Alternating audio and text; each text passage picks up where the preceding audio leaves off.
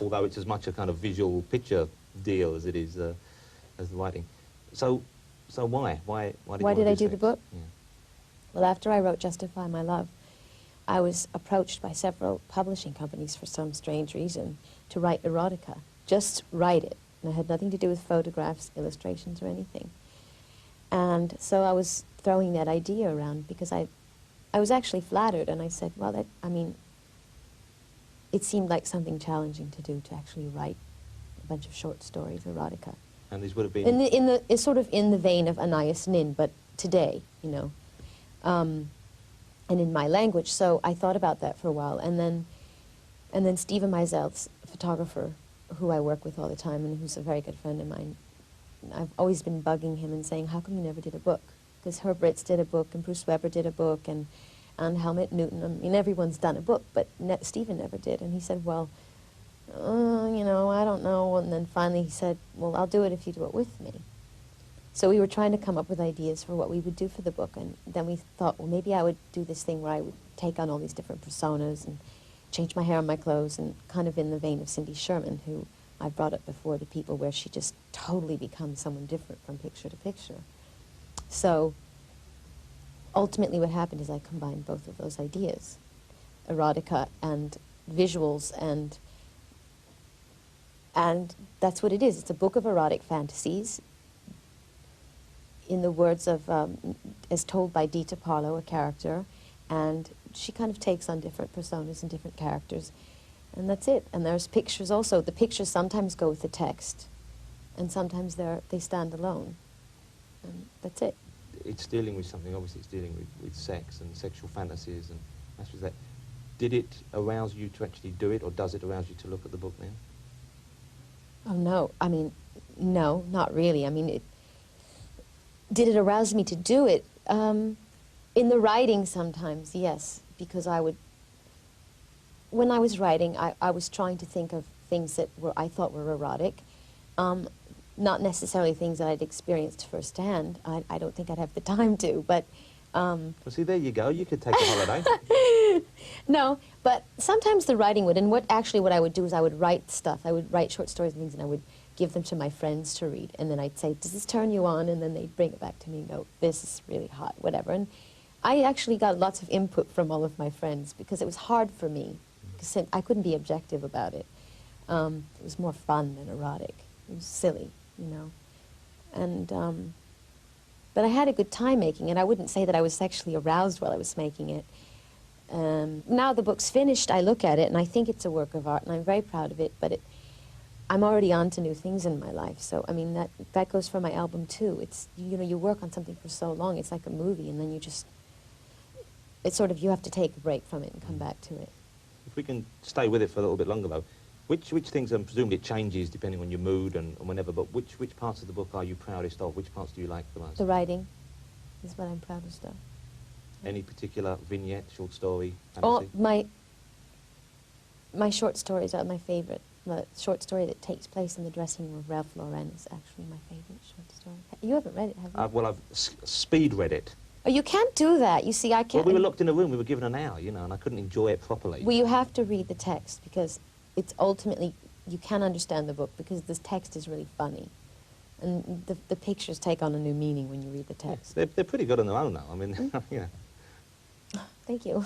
Do you find is it strange talking about, because here we are, I'm talking about, essentially, photographs of you in sexual situations, you in the nude. Yeah. Does that, I mean, because it feels mildly strange to me. It's quite a pleasant strangeness, but it feels Why mildly... is it strange? Well, because I'm talking to someone I don't know about their physicality, yeah, their but I'm sexuality. playing characters. It's theatrical to me. I mean, it's like a movie, even though if I could do a love scene in a movie and feel nothing for the person I'm actually doing the scene with. That's what acting is.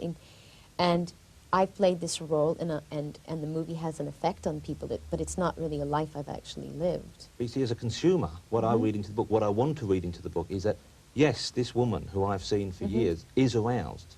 That's part of the appeal, I think, from, you know, maybe it's just me. And it's because I personalize everything I do, and I think people truly believe that that everything I say or sing about or whatever is very personal. So therefore, is it not strange I'm a good at all? storyteller. But is it not strange then realising that myself and the other guys, when they get to see it here and other people throughout the country will think, yeah, this is, despite the disclaimer in the front, this is fantasy, and Mm-hmm. we still want to believe it's you. And people are still going to think, But why do you this think is that Madonna. is?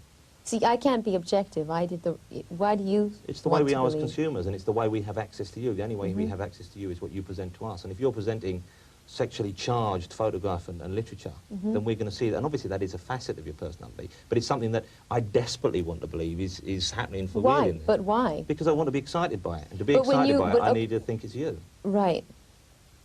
If I I think wonder it's you- what that means. Well, if I think it's you playing a role, I think if people think, here's someone pretending to be having a good time, frankly, it's not that It's not that interesting. I'm pretending to have a good time. It's just that, you know, where's the line between fact and fiction? I mean, Martin Scorsese can make a great movie about a bunch of thugs and guys that, you know, kill people for a living, and I'm sure that he understands the essence of that, and he makes those movies the best because it's a life he knows and understands, but I don't think he actually had to go out and kill people to understand it. No. So, I mean, there's something of myself in everything, but it would be unfair to say that it's exactly me and I lived all of these things. I don't know if maybe it makes people feel safer to know that it was me that actually experienced it. And it doesn't really matter to me because ultimately what's important is that somehow that you are influenced by it, affected by it, that somehow it touches you in some way, and whether you think it's my own personal experience or not is irrelevant to me. Let me ask you if I can, I'm not going to get bogged down in the specifics of it, but there's one thing that recently was in our newspapers because of a member of Parliament who was indulging in it, which is toe sucking. And I believe the, the popular usage is shrimping. Shrimping? I believe shrimping is the I haven't term. heard that term. Shrimping, I know them all. I heard. Is this... I'm being flattered, aren't I? Is this, you, in the photograph, you're sucking someone's toe, and I believe that's the cover of the album as well, is it? Oh, it's the back cover. The back Yeah. cover. Is this something that you actually find easy to do, enjoyable to do? No, actually, I'd rather have my toe sucked. So it's better to receive than to give. Yeah, unfortunately. If it came to it, I think I would rather suck your toe than have you suck mine as well. Really? Well, I guess we'd have to look at each other's feet to know that. But curiously, and I'm not saying this just to be frivolent and show busy, but I did spend longer cleaning my toes this morning. Did you? Than I normally do. And that's the kind of impact you're having on me at the moment. Oh. Well, have you ever had your toe sucked? No. It's a wonderful feeling. I don't really feel the need. I think there's probably... Why? Do you wait, okay, stop. Frankly, if Is someone's there anything... prepared to wait, do that for stop. me... Do you like having your finger sucked? Come on now, everybody digs that. You know, maybe not really, I don't know. Do you like having any other part of your body Yes, sucked? yes. There's an affirmative in there somewhere trying to get out. Well, it's kind of like that, I think. I mean, the great thing about your toes being sucked is that it's not something, you know, I mean, toes, they're always, I mean, you stand on your feet all day, they're sweaty, they're enclosed in socks and shoes, and it's kind of exotic, you know what I mean? You're not doing a great Strange. job of selling this to me. Ah, okay, well, But you see, I can I enjoy it, that's all, Yeah. I mean. Well, I can see it on the I giving... know other people that enjoy I it. give to you. I choose not to receive. Okay. It's very big of you. So, okay. I could talk all day about it, though. So could I. Can I talk about something else, which isn't specific in the pictures, in the photographs in the book, but it's in the text, which is, you talk about anal sex. I do? Oh, yes. I talk about it one time. Once was enough for me. Whoop! Logged in there for life. And I can't remember, perhaps you would give me the quote, but the statement was something along It's a the joke, lines it's of... a joke. It's Dita, there's a through line in the book where Dita's talking to her doctor. And he says, do you think, as if you come into the middle of a session of analysis, he says, well, do you think it's possible to experience pain and pleasure at the same time? And it's meant to be witty. And I say, yeah, that's what ass fucking is all about. Am I getting bleeped right now? No, I think we'll probably leave that in. Demonstration will be a problem, but we can talk about it. I'll say. There's a It's a joke. It's a joke. No, it's being received as one. I just had to ask you because obviously it's in there and it's one of the more provocative jokes in the book. Yeah. But having said that, there is obviously we're talking about very, you know, specific acts here. Yeah. And there's not a disclaimer so much, but a kind of message which I imagine is more from you yourself than the characters, saying that this book it's a series of fantasies and ideas and erotic thoughts, Yeah. and they're kind of set in a dream world when there are no such illnesses as AIDS or other, I assume, venereal diseases. Right. And yet there are things in it which perhaps maybe people would think, well, you know, it's a shame we can't just do that without protection. Yeah, but that's the point. It's a fantasy. I mean, reading erotica is the safest form of sex you could have, or watching erotica is the safest form of sex. I'm not encouraging people to go out and have unsafe sex. And in fact, I make a point of that in the preface of the book, that my fantasies take place in a perfect world where sexually transmitted diseases don't exist. But just because I say that ass fucking is a way to experience pain and pleasure doesn't mean that to leave out wearing the condom part. Yeah. You know what I mean? I mean, I don't say that anywhere. Yeah, the two don't necessarily exclude one another. Do you, let me ask you, presumably you practice safe sex. Absolutely. Do you carry a condom yourself? Oh, yes, I've got them everywhere. Yeah. Okay. People give them to me all the time for some reason, so I never run out of them. They've probably got phone numbers on them and stuff like that. Exactly. And it's, let me suck your toes written on the bar. But you know, toe sucking is a very safe form of sex too. I should imagine so. Is it just the Finger big toe? sucking too.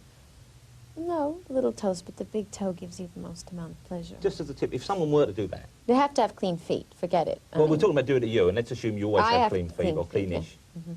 Starting with the toes, would a little nibble round the side of the foot upwards be advisable? Yes, absolutely. Pausing maybe in the crook of the knee? Well, actually, the best thing is to start at the toe and just work your way up. Fantastic. Oh, and I'm being paid for this.